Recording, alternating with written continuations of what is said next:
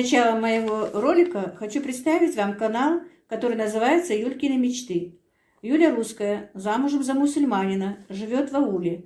Там ее любят и уважают. Они с мужем строят дом, у них 3 детей. А остальное о себе Юля расскажет сама. Друзья, заходите, подписывайтесь. Ссылку я оставлю в описании и закреплю в комментариях. Всем привет, меня зовут Юля. Вкратце расскажу о себе. Я сама русская. 20 лет назад я вышла замуж за мусульманина. Всю жизнь мы прожили на квартирах, мотаясь с квартиры на квартиры, с города в город. И даже когда мы приобрели свой дом, мы пережили 2 наводнения. Но несмотря на это, мы строим сейчас огромный дом, воспитываем 3 детей. И всем этим я буду делиться с вами на своем канале. Также буду рассказывать о жизни, как мне живется в ауле русской, среди мусульман.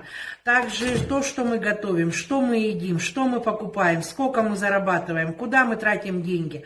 Все это будет на моем канале. Всех жду вас в гости. Я думаю, вам со мной будет интересно. Пока-пока. Дорогие мои, доброе утро. Всем приятного дня. Я надеюсь, у вас у всех все хорошо. У нас тоже, алхамдулилла, неплохо. Мы тут с Аишкой на кухне. Да, Аишка? Вот, Аишка тут хозяйничает. Так, девочки, не мальчики, мне позвонили и сказали, что сегодня у меня будут гости. Вчера я же говорила, что почистила уток с сестрой, но мы вчера вечером, осторожно, Аишка, вчера вечером не было воды, и я не успела их помыть. Просмолила и положила временно в холодильник.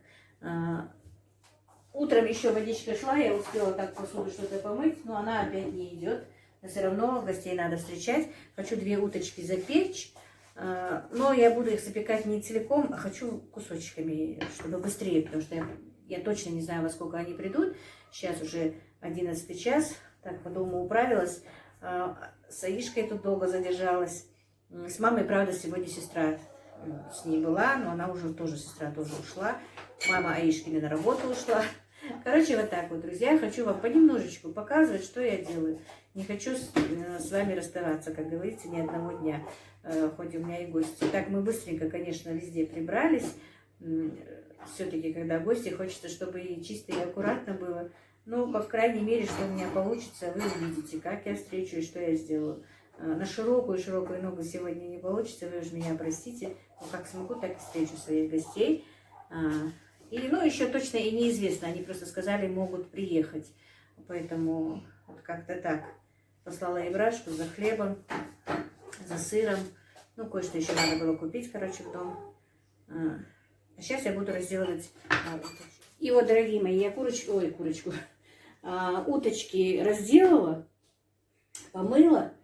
И сюда налила водички. Просто я снимала, как все это делается. Но получилось так, что я, как всегда, не нажала на камеру.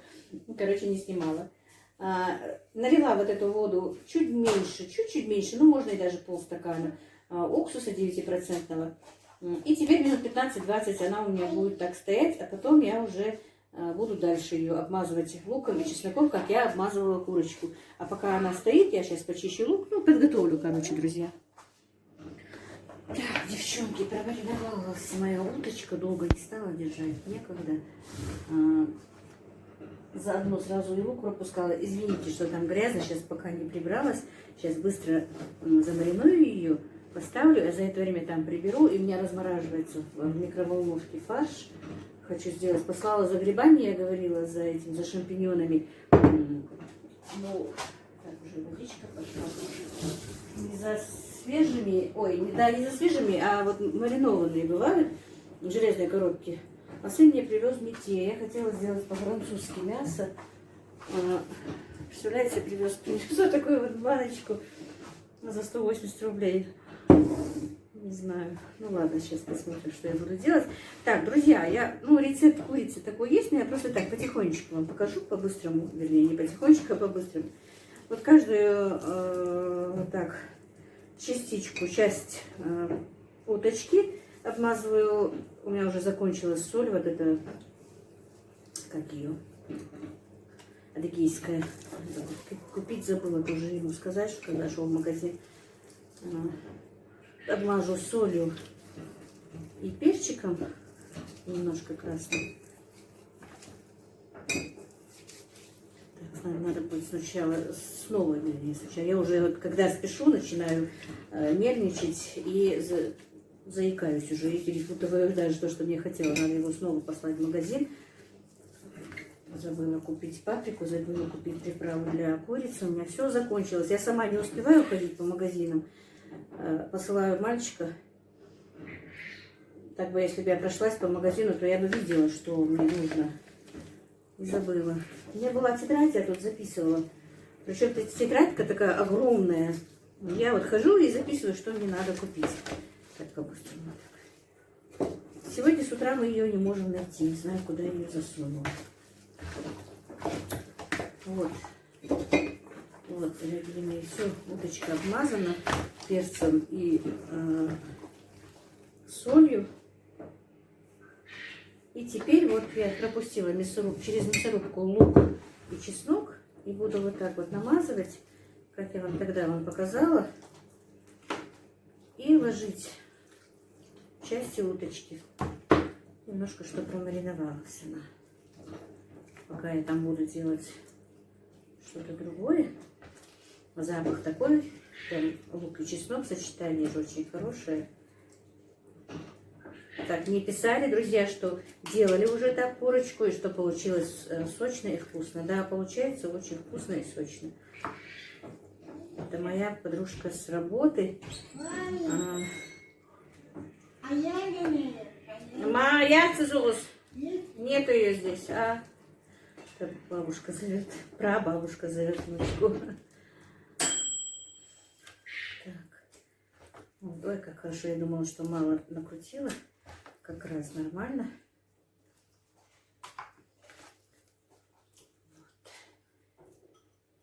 Вот. Все. И теперь наша уточка постоит немножко.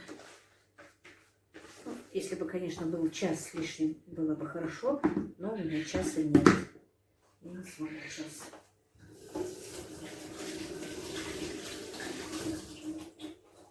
Минут 20 постоит. Так, дорогие мои гости уехали. К сожалению, я не снимала. Ну, поверите мне, так, на слово, наверное, не знаю, как-то мне стало и неудобно снимать. И у меня не было готова сразу еда, а это было бы, ну, занимало бы много времени. Снимать нас игрушки не было дома. Они приехали, только вот я сняла вам, как я мариную уточку. Буквально через 10 минут они приехали. И я, если честно, так растерялась.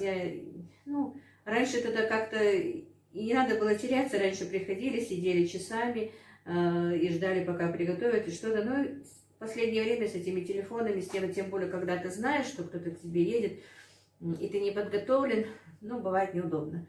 И эта ситуация у меня тоже произошла. Просто вчера я вам говорила, что мы резали уток, и допоздна с ними возилась, потом эти хэнгелыш сделала, уставшая легла. И пока утром убирались, все-таки гостей ждали, время прошло, короче, у меня не было ничего подготовлено, и в спешке снимать у меня не получилось. Да потом и стол как-то не стали снимать, не знаю, что-то я не знаю, не пошло у меня, как говорится. Мне даже стало неудобно спрашивать, можно ли снимать, не снимать. Скажу, кто у меня был в гостях. Я хочу сегодня доделать этих уточек, они у меня в холодильнике лежали, не в морозильнике, а в холодильнике. Я говорила, что у меня не было воды, и нам пришлось их положить в холодильник. Просто ну, после ощипывания я их просмолила и положила в холодильник. А теперь я их обработаю, разделаю, помою. А тем временем, что я буду разделывать. Так, и вот разделывая уточек, я вам скажу, объясню, кто у меня был сегодня в гостях. У меня в гостях сегодня была, дорогие мои, жена моего свекра, получается. Вторая жена. Свекрови у меня давно нет. Моя свекровь умерла раньше моего свекра. Ну, лет точно я не могу сейчас сказать. На 5-6 лет, наверное, раньше точно умерла. Вот точно не могу вам сказать, совру, если я уточню, не помню. И мой свекр женился вторично, хотя он был в возрасте, конечно, ну, не в таком прям глубоком возрасте, но и не молодой. А женился он на женщине, которая на 2 года только старше меня. И она родила 2 детей, мальчика и девочку, прекрасные дети. Так что у меня сейчас 7 заловок и 2 дивера. И вот так, наверное, камера будет дрожать, потому что штатив у меня стоит на столе. Вы меня извините. Когда меня надо снимать, и брашку не дозовешься. Так, постараюсь потихонечку это делать. И вот, дорогие мои, я вам как сказала, я не успела ничего приготовить. Все-таки хорошо, когда есть сношение. Мы со моей сношенницей, зовут ее Золотха, но мы ее зовем Золушкой. Чтобы прям таким большим именем не называть. Тоже хорошая девочка, очень хорошая, из хорошей семьи. Молодец такая. Работает медсестрой. У нее девочка. Жарили 2 уток. Сделали котлеты, запекать я не стала, потому что она, Золушка сказала, давай просто котлеты сделаем. Но должны были приехать еще и мои 2 заловки. Обещались вместе с ними приехать, но у них не получилось. Их мужчины оказались на работе, а им ехать издалека. Они тоже не приехали. Ну, мы просто посидели в узком своем семейном кругу, получается. Вот так вот. Ну, приготовили мы с ней морковный салат. Отварили курочку, бьетхаутен сделали. Потом что мы еще делали? Сейчас полотенце возьму. Котлеты сделали, 2 уточки запекли. Курочку отварили с халтенбеш с галушками. Салатик сделали из морковки по-корейски. То, что мы еще готовили. Ну, все, по-моему. Они одни молодцы, огурцы соленые поели, им очень понравилось. Открыла банку соленых огурцов.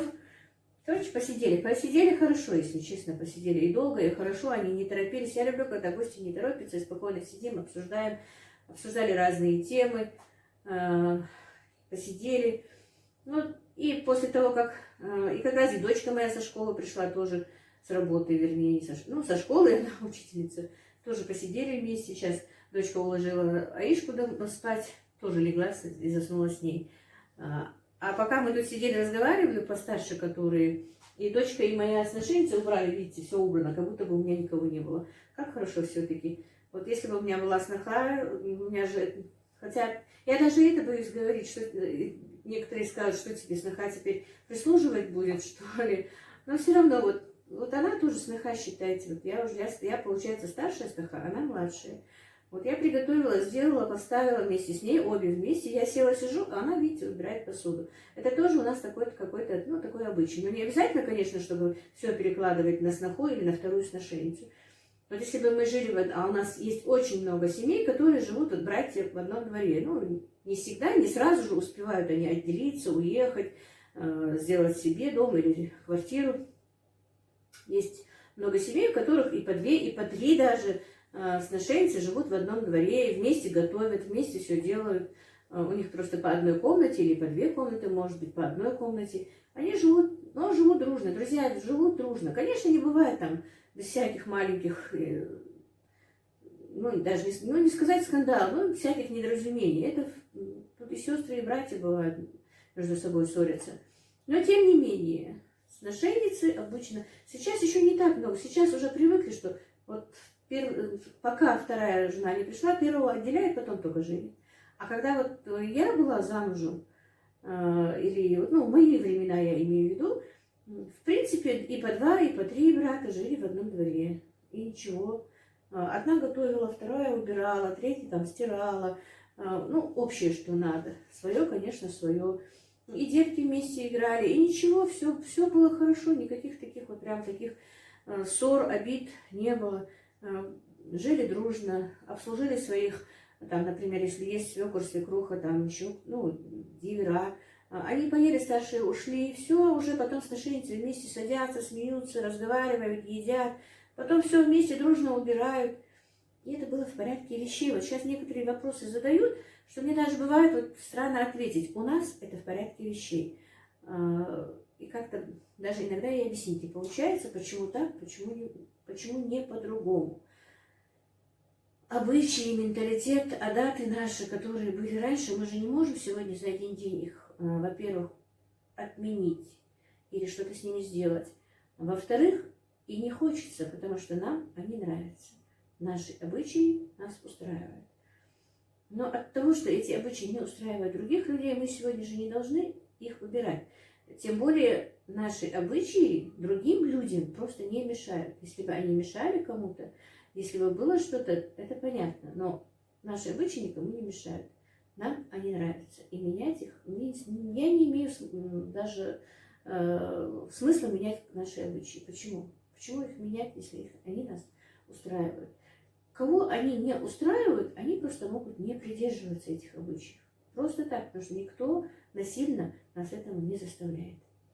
Ни к таким обычаям, ни к ношению косынки, ни к ношению длинного платья, ни к чему никто посторонний, например, сосед или двоюродный брат или еще кто-то, никого не принуждает. Единственное, конечно, в семье может отец сказать, чтобы ты там одела косынку или одела длинное платье. Брат может твой родной тебе сказать, даже может и заставить, если ты даже этого не хочешь. Но только уже не дальние родственники. Вот так вот, друзья. И о чем я дальше хотела? Я прям даже перестала работать. В разговор вся вошла. И действительно вот сидела, разговаривала, я с ними разговариваю. Получается, я же со свекровью своей уже одногодки, мы с ним на разные темы. Мы очень редко видимся, если честно, очень редко, потому что она живет далековато от меня, в другом городе. Ну, в Ингушетии, конечно, но они живут далеко. И тем более сейчас, я уже почти месяцев 8, наверное, так, иногда вот на свадьбы только выезжаю, я даже, и иногда вот на рынок выезжаю, больше никуда не хожу.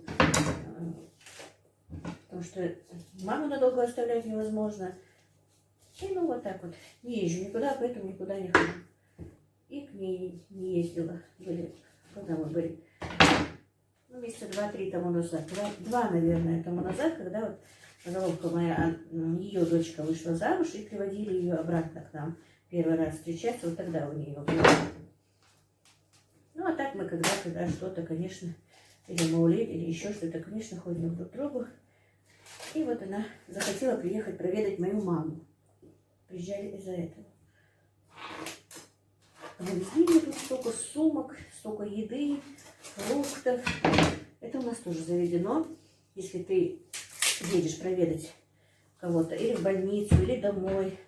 Раз я начала, я просто хотела вообще разговаривать. Разговор вести не об этом, ну и об этом расскажу. Потому что многие меня спрашивают, многим интересны наши обычаи, что и как мы делаем.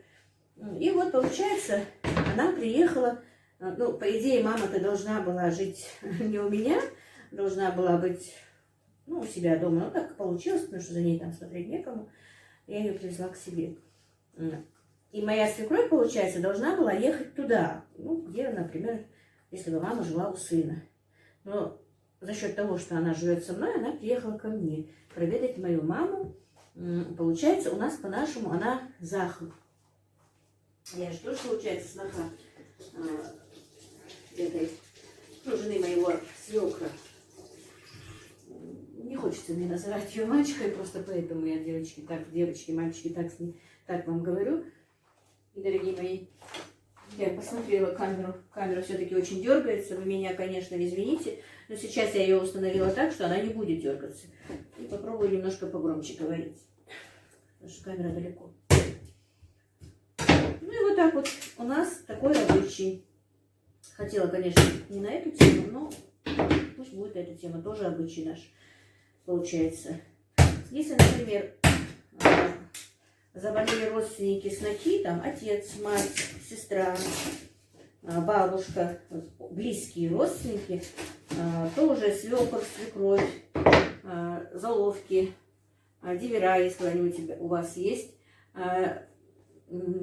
едут к ним их проведать. Они, конечно, должны были поехать, как я сказала, туда, где мой живет брат, ну, когда, если бы мама жила там у себя дома. Просто так получилось, что мама живет со мной, и поэтому моя свекровь вот приехала ко мне.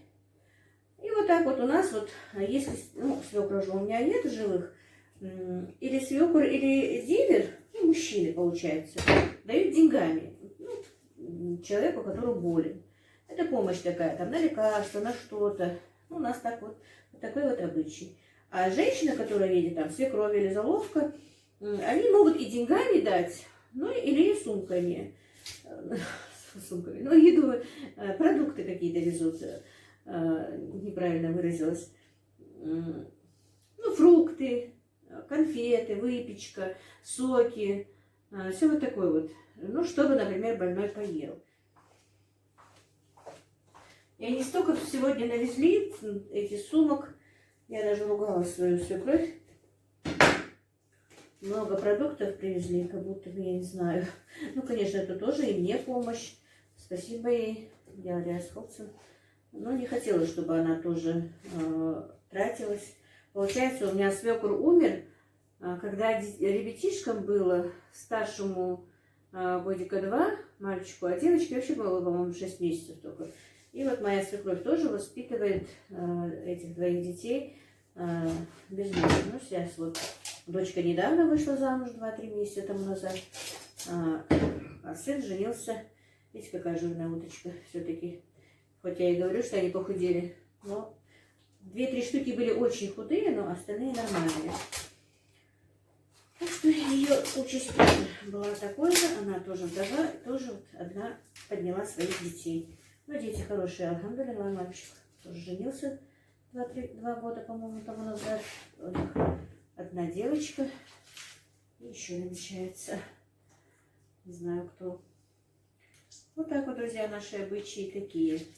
Вот, если, и знаете, от того, что, ну, вот, например, она пришла проверять маму, получается, снохи. Но если еще и, например, если мои, ну, если, например, моя свекровь, или с моей стороны, с мужа стороны кто-то заболел, то мои родственники должны, ну, не должны, а приходят и проведают уже, ну, мама-то моя уже не сможет, ну, например, сестра приедет, или сноха моя приедет, брата, жена поедет уже к родственникам, к моим, например, если моя свекровь, не дай Боже, конечно, если она заболеет, тоже мы поедем, они поедут уже ее проведать. Я не знаю, правильно я вам объясняю или нет, понимаете вы или нет. Вот так вот.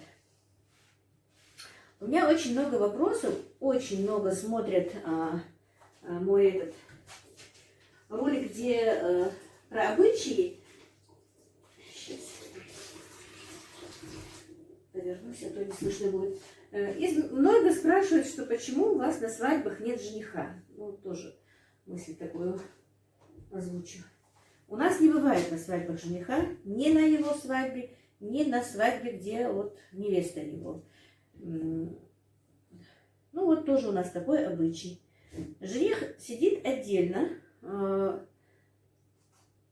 рядом где-то у соседей. У него типа мальчишника. Вот они с друзьями, с родственниками, с парнями. Женщин там нет.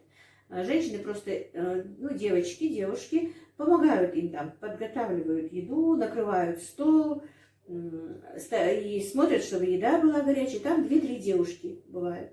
Но обслуживают это все, они делают сами мальчики. И обслуживают, и отдыхают. Ну, вот в действительности такой у них мальчишник получается. Они там веселятся, издеваются над женихом иногда даже. Вот такая у нас бывает свадьба. Ну, имею в виду такой обычай, что вот жениха не видно ни на его свадьбе собственной, ни на свадьбе, конечно, ни на свадьбе девушки.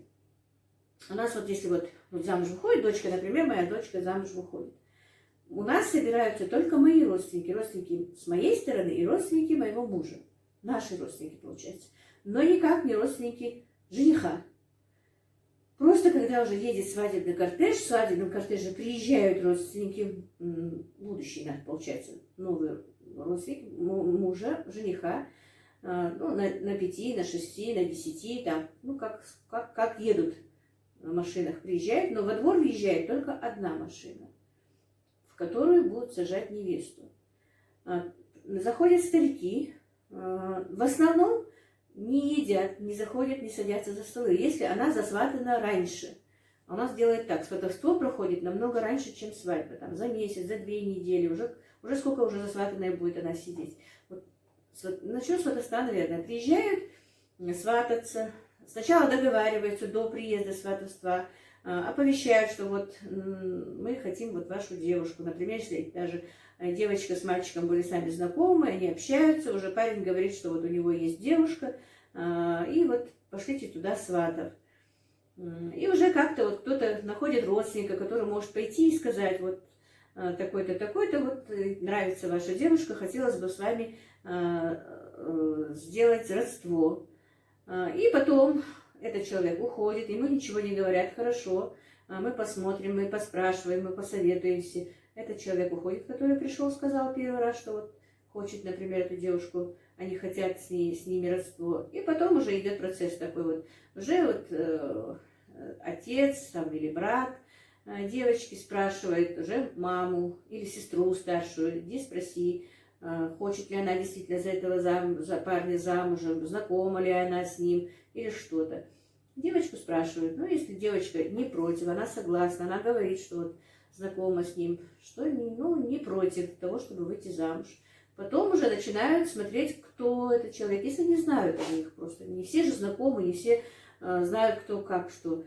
И уже по знакомым, по родственникам спрашивают, узнают, стоит ли туда выдать замуж свою дочь, ну, нормальные ли это люди, хороший ли это парень. Уже как-то каждый смотрит, что ему нужно узнать. И если уже родители сами же и родственники девочки согласны, то уже они уже дают знать тем людям, которые приходили свататься, что давайте вот приходите в такой-то день, обговорим все. Приходит, уже с той стороны приходят, обговаривают, могут в этот же день согласиться и засватать, а могут сказать, чтобы еще раз приехали, и такое бывает. И сватовство происходит, девочка засватана, уже угощение, стол, маулид, это проходит так. Но иногда девушку сватают в тот день, когда она выходит замуж. Вот если она заранее не засватанная, а сватаются и в тот день, когда выходит замуж, тогда уже старики со стороны жениха их заводят, они за стол садятся, они кушают, они разговаривают, они общаются, делают сватовство и уже уезжают со своей невестой. Но кроме стариков, молодежь в дом не заходит. Они сидят в своих машинах и ждут, пока старики не закончат свой обряд. Вот такие у нас, друзья, обряды. Заходит только девушка, которая приносит монетку, платочек от мужа и иглу. Игла вдевается в подол платья, монетка и платочек за... Как он называется? Я уже не помню. Нагрудник. Вспомнила. За нагрудник засовывается этот платок и монетка. Вот такой вот обычай. И они забирают, уже заходит парень, который, ну, у меня тоже на свадьбах это есть, но никто, кто не знает, не смотрел, наверное. И парень, который берет за руку невесту и выводит, садит в машину. Все, этот экскурс свадебный уезжает, и с их стороны больше никого нет. Все, и девушку везут одну. На ингушских обычаях с девушкой никто не едет. У чеченцев с девушкой едет одна еще. Там или двоюродная сестра, или сестра родная. Вот у них такой обычай. У нас вот наша девушка едет одна в новый дом, без никого.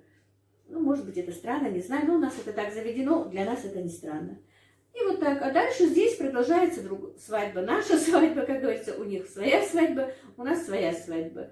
Все, мы уже родственники не стыкуемся. Это уже только потом, когда-то через месяц привозят, например, ну, если я имею в виду мою дочку, например, выходила замуж, через месяц где-то, или через 2 недели, или через месяц, привозят ее проведать родителей. Уже она же все-таки тоже хочет к своим родителям вернуться и скучает.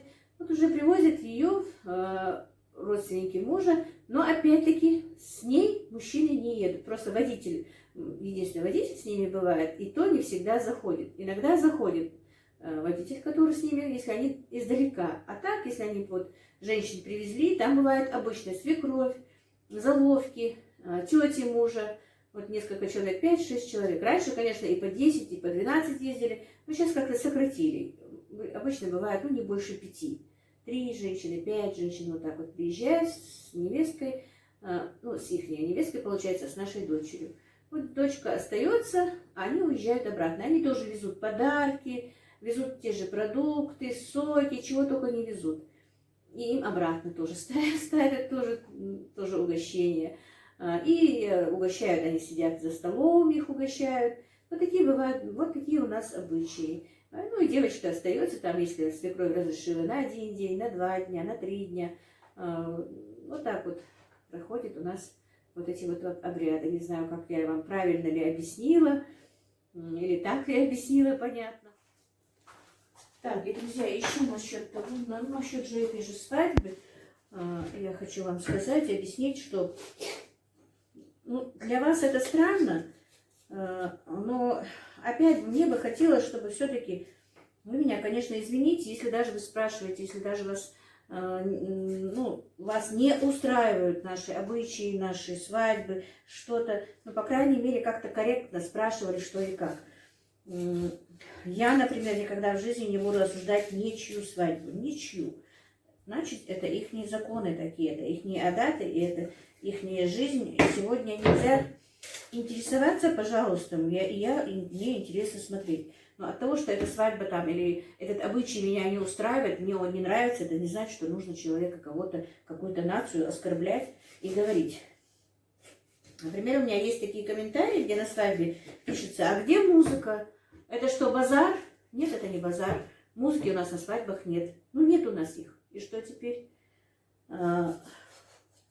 Особенно музыки нет на свадьбе, где выходит замуж дочка. Вот где девочка выходит замуж, там никакой музыки, никаких танцев, ничего нет. А где уже свадьба жениха, там может быть, но и не всегда. В основном не бывает ни танцев, ни музыки. В основном. Но есть такие свадьбы, на которых... Но опять-таки это не, как вам сказать, не то, что там не разрешается, но не делаются эти свадьбы с музыкой. Например, у нас, в нашем роду, вот в роду Яндиевых, я скажу, вот по мужу, свадеб с музыкой не бывает. Вот именно нас близких, вот именно, как вам сказать, ну, наших близких родственников, может быть, у Яндиевых чуть-чуть, которые подальше от наших, например, отцов, от свекров наших, у них, может быть, они есть, но в нашем кругу, вот в нашем близком кругу у нас не практикуются свадьбы с музыкой и с танцами. А есть и танцы, и музыка, и ничего, и поют, и приглашают. Но опять-таки, я повторюсь, обычно только на свадьбе у жениха. Там, где выходит девушка замуж, у них не бывает ни певцов, никого.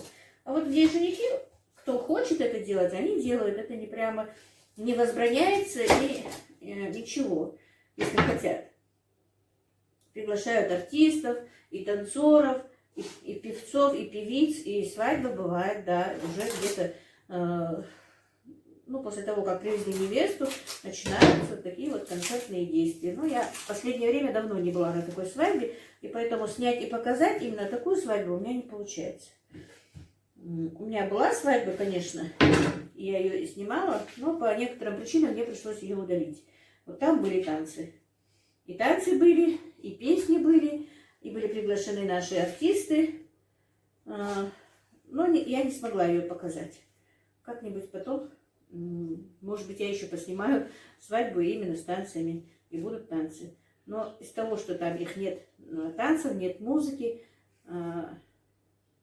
вы меня, конечно, извините, но оскорблять нашу свадьбу тоже не стоит. Это не базар. Просто очень много, когда людей собираются, они, конечно, разговаривают, каждый как-то видится редко, общаются из-за того, что ну, за столами уже бывает человек 60 одновременно, иногда и 100.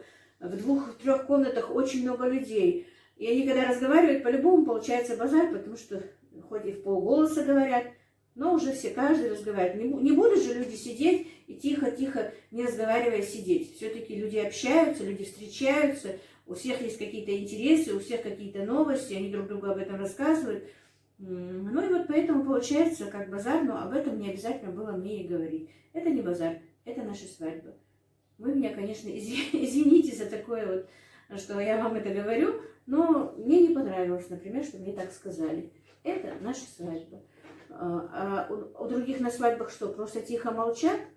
Все люди на свадьбах, по-моему, разговаривают, общаются, встречают, провожают. И это обычно в порядке вещей. Вот так вот, друзья, у меня сегодня получился для вас такой ролик. По идее, я бы давно уже и уток своих разделала, но с вами разговаривая. Просто мне захотелось немножко вам объяснить, потому что очень много вопросов бывает именно вот про жениха и про обычаи. Мне это, конечно, нравится, ничего. То, что люди интересуются, спрашивают. Но просто, по крайней мере, не оскорбительно. Если бы были бы вопросы не оскорбительны, ну, может быть, это и не оскорбительно, но все-таки неприятно. Спросить я понимаю, почему у вас нет музыки. Можно же так спросить, а не говорить, это что, базар, а где музыка? Тоже, по-моему, некорректно и некрасиво. Ну, у каждого свое, наверное. Если я вас как-то обидела, тоже меня извините, конечно. Ну, вот иногда меня чуть-чуть возмущают такие вот вопросы. Надеюсь, я вам как-то немножко разъяснила, что и как у нас, какие у нас обычаи и что. И заодно немножко и уток своих разделала. Сейчас их хорошенечко. Хорошо, вода сегодня идет. Вчера ее не было. Помою хорошенечко. И еще скажу, девочки. Помните, у меня же была курочка. Я вчера говорю, я сегодня еще уточек замариновала. Вот именно с луком, с этими вещами. С луком, с чесноком и в уксусе замариновала. Знаете, какая уточка получилась? Вот. Мягкая такая, но я ее по частям разделала, вы же видели. Очень мягкая, очень такая вкусная уточка получилась. Так что делайте так. Минут 15-20 в воде с уксусом, чтобы положить любую курочку, уточку, гуся, индейку. И она становится мягкая и сочная, и быстрее готовится. Вот у меня уточка сегодня, вот эти 2 уточки, которые я запекла, они у меня буквально за час уже были полностью сварены. Ну, не сварены, а запечены, готовые. А так обычно же и 1,5 и 2 часа приходится, чтобы они... А сегодня я спешила, вовремя не поставила. И уже через час она уже была готова, потому что на минут 20 у меня постояла в этом вот маринаде с уксусом. Ну, вот так, друзья. Ладно, а то у меня будет слишком длинный ролик. Я уже остальное сделаю без вас. И опять-таки, если я кого-то, может быть, как-то немножечко обидела, вы меня извините, конечно. И, друзья, на этом я хочу сегодня завершить. Все-таки у меня, по-моему, выйдет очень длинный ролик. На этом все. Спасибо вам за лайки, спасибо за комментарии. Если вы зашли случайно и хотите со мной остаться, я прошу вас подписаться, наверное. Ну, это тоже на ваше усмотрение. У меня еще есть вопросы, которые вы спрашиваете там, о моей юности, о моем детстве. Но это уже как-нибудь потом, в следующий раз, что-то делая, чем-то занимаясь, я расскажу вам и об этом. Спасибо вам огромное еще раз. Ну вот как-то так, друзья. Дальше я доделаю.